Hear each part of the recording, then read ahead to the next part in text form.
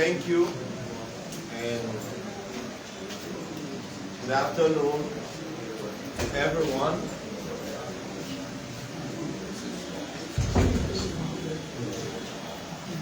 We want to take this time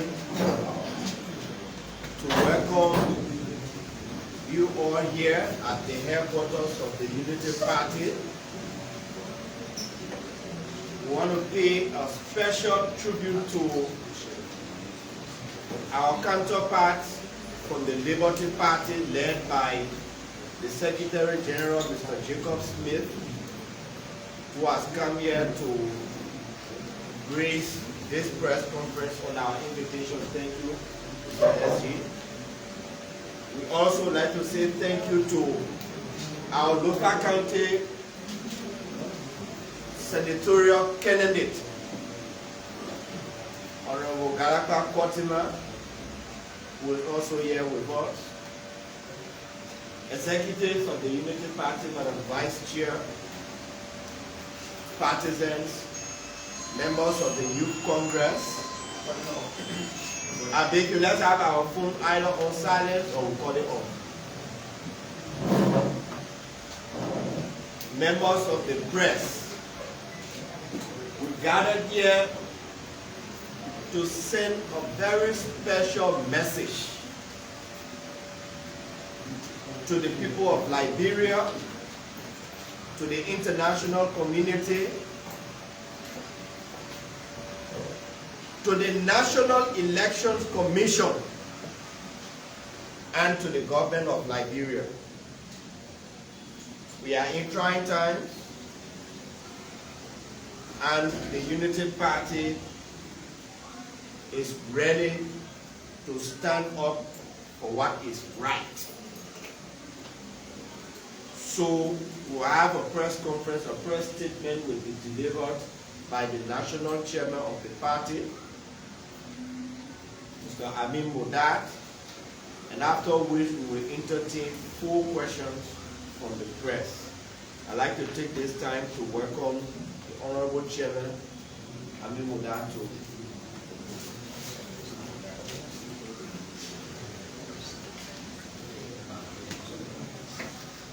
Good afternoon, everyone. All protocols observed. Unity partisans, sympathizers, supporters of change, members of the press, fellow Liberians. On December 20, 2021, the National Executive Committee of the Unity Party voted decisively to withdraw from the collaborating political parties after all efforts to resolve the internal issues failed. And it was unequivocally clear that the CPP was evolving in ways that did not represent the values, aspirations, and philosophy of the party. That decision to withdraw was a resolute protest, moral protest, against the alteration of the framework document that embodied the very collaboration and its credibility. Our withdrawal was in line with our constitutional right and in the interests of the people we are obligated to serve. As a party representing the aspirations of the people, we are obliged and we believe it is our duty to ensure a more unanimous and credible effort that will provide the optimal leadership alternative for credible rather than self-serving reasons. It was also incumbent on us to circumvent all threats and ploys to weaken our ability to provide that leadership alternative. Thus, in keeping with the rules and guidelines set forth by the National Elections Commission, the Unity Party submitted a notarized resolution signed by more than 2/3 majority of its executive committee to the NEC, informing it about the party's withdrawal from the CPP. The UP prudently followed all processes and subsequently informed all parties in the collaboration of our withdrawal. The resolution stated in succinct and unambiguous terms the reasons why the Unity Party parted ways with the CPP. which reads as follows. Whereas the Unity Party entered into a collaboration in 2020 with 3 other political parties, All Liberian Party, Alternative National Congress, and the Liberty Party, forming the collaborating political parties. Whereas, pursuant to Section 8.5 of the new election laws of Liberia, the National Executive Committee of the Unity Party, by absolute majority of its membership, did sign and file with the National Elections Commission a resolution to form an alliance with the ALP, ANC, and LP. Whereas, as a constituent member of the CPP, whereas ALP, as a constituent member of the CPP, complained that the CPP framework document filed with the National Elections Commission was altered. Whereas, an investigative committee of the CPP found that the CPP framework document filed with the NEC by the ANC on behalf of the collaboration was different than the original 5 copies signed and approved by the constituent parties.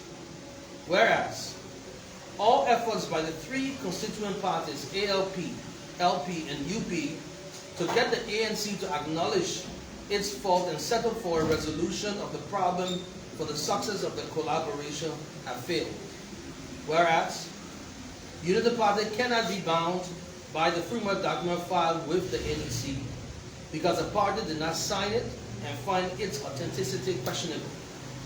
Whereas, pursuant to Article 7 of the Constitution of Liberia, the right to associate or refuse to associate in political parties, trade unions, or other organizations is a fundamental right that cannot be enjoyed. After the submission of the resolution, the NEC requested the UP to meet 3 requirements in order to complete its withdrawal from the CPP. Number 1, submit an indemnity bond valued at $100,000 United States dollars. Submit the party's bank statements so that the Elections Commission will be able to verify if the party meets the required bank balance of $10,000 United States dollars minimum or its equivalent in Liberian dollars. And invite the NEC to inspect the party's headquarters.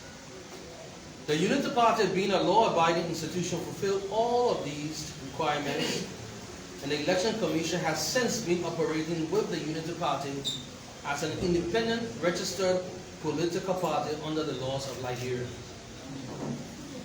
Upon publishing the guidelines for the local county by-elections for a vacancy created in the Senate as a result of a politically orchestrated witch hunt against our candidate, Brownie Samuka, who democratically and legitimately won the seat, the Unity Party submitted the completed form required for nominating our candidate, Honorable Galapa Kotima, for the by-election scheduled for May 10, 2022. On March 24, 2022, Mrs. Musa Hassan Belete, Martin Sekola, and the Alternative National Congress, after removing the UP and ALP from all forums and chat groups, wrote a letter, not a complaint, to the Elections Commission with basically 2 concerns. 1, seeking clarity and advice on the status of the UP and the ALP within the CPP. 2, asking the NEC not to allow the UP and the ALP to register candidates in their own names for the local by-election. For their first count, we thought they were being extremely disingenuous, as the UP had written the 3 other parties, duly informing them about its withdrawal from the CPP.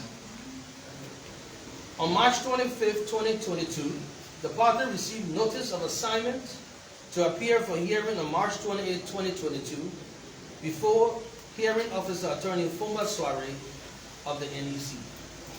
Our lawyers argued that the case was manufactured by the NEC out of a simple letter written by Mrs. Musa Belete and the ANC to be thrown out on 2 major counts. 1, that the Election Commission in its administrative body and hence is an administrative body and hence cannot declare rights as was being requested by those who wrote the letter. 2, that the Elections Commission was not an advisory board, hence it is not in the position to render advice to any political party. The hearing officer ruled in the affirmative to our arguments, but yet insisted that he would still hear the case. This is massively baffling, as the 2 paramount reasons for which the letter was written were ruled against. What other case the hearing officer wants to hear again remains a mystery. To this end, our very brilliant lawyers filed a petition for judicial review on the hearing officer with the NEC's Board of Commissioners. As expected, the Board of Commissioners upheld the ruling of the hearing officer and asked that he resume jurisdiction over the case.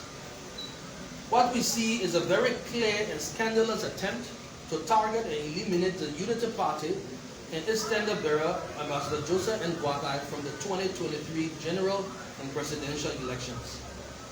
Even after we have stated very clearly in a sworn statement that the framework document submitted to the National Election Commission was not the framework document signed by the Unity Party on May 19, 2020, the Election Commissions would incautiously want to hold us to a clause in a controversial document that we are not signatory to, knowing fully that fraud vitiates everything.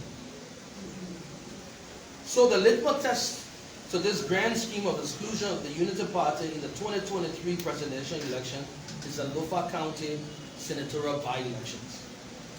Intriguingly, violating its own guidelines and timeline, the National Elections Commission has deliberately refused to publish the provisional list of registered candidates, which should have been done on April 4, 2022.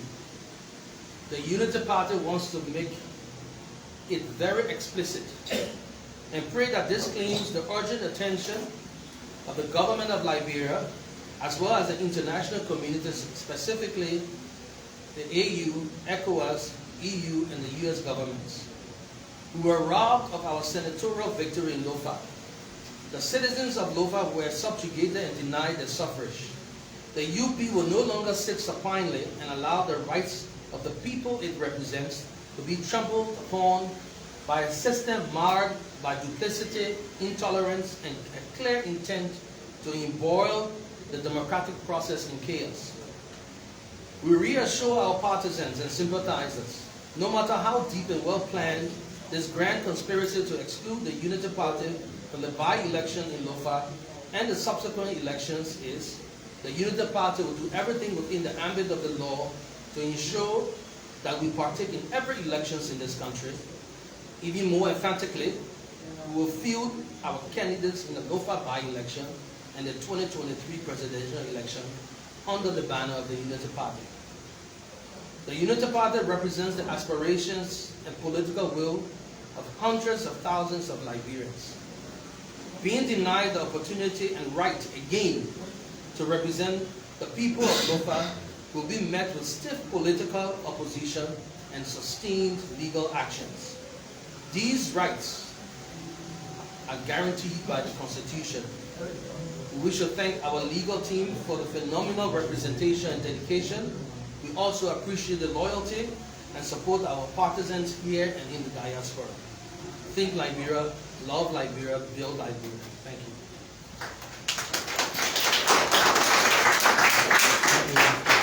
So we entertain 4 questions. Yeah. Well, my name is Yanti Toprak. I report for OPFM. Well, basically, I did hear you say that any denial of your candidate will mean still resistant. And yesterday we were at a hearing, and by the way, tomorrow will be another hearing.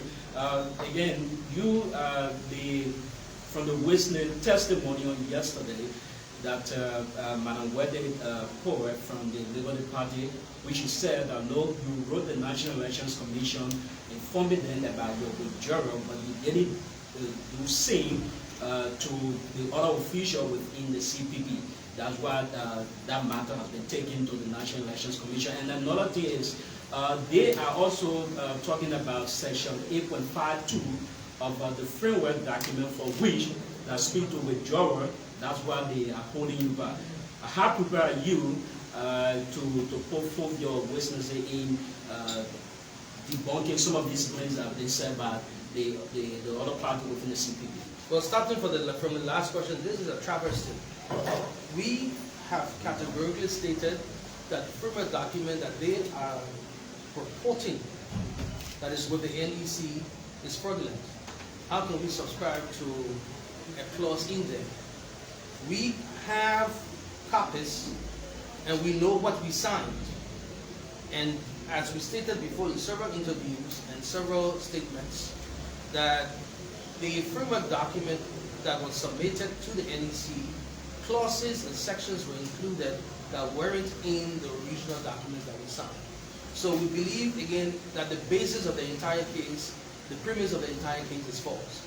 Now, going back to the issue of our statement that any opposition, any endeavor to prevent us from fielding a candidate will be met, we said will be met with stiff political action and legal actions, and we will not hesitate at this point to follow any means possible to ensure that our second candidate runs and wins the election.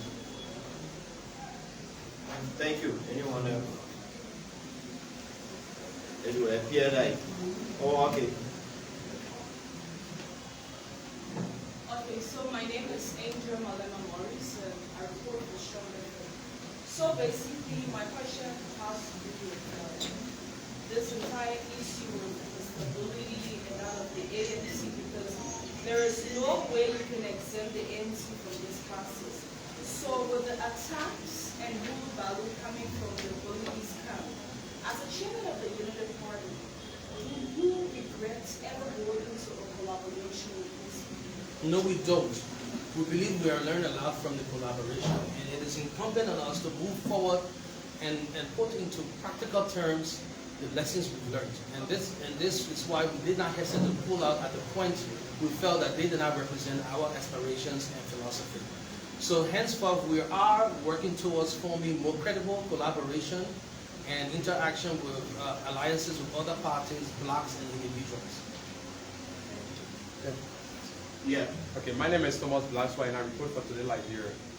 So, Mr. Chairman, we stated that any form of act to deny your candidate would be met with still political and legal resistance. What are some of those specific political actions that you will be taking? Well, this is one of them.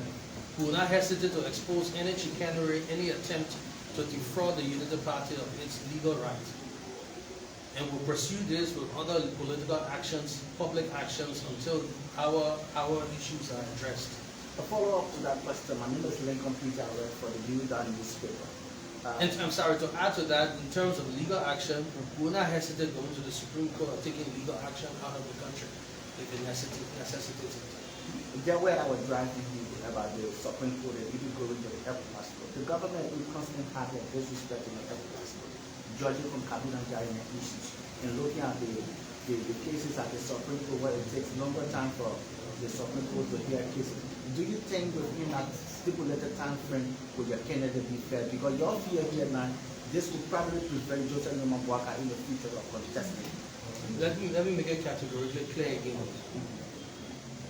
At this time, we will not proceed to any action that will prevent our candidates, including Joseph Nomabwaka, not to be fielded or to run for the presidential election. Any party or any individual, any group that believes that this can happen, they should think twice. In what sense? We will take all necessary actions, legal and political, to prevent it and to uphold our rights. Thank you, everyone, for coming. That will be the end of this press conference. Thank you, gentlemen. And thank you again to our colleagues from the Liberty Party. Thanks to the press for coming. See you next time. Well, so this is Women's TV Liberia, and we have been here at the headquarters of the Unity Party in a very brief press conference where they have assured to take a very legal political action if the National Election Commission feel to grant them permission to fee or candidate in the upcoming by-elections in Lofa County, and they believe this process is a political tactic to distract or have the Unity Party out of the Lofa County elections and that of the general elections come 2023. This is one of Steve Like and journalist.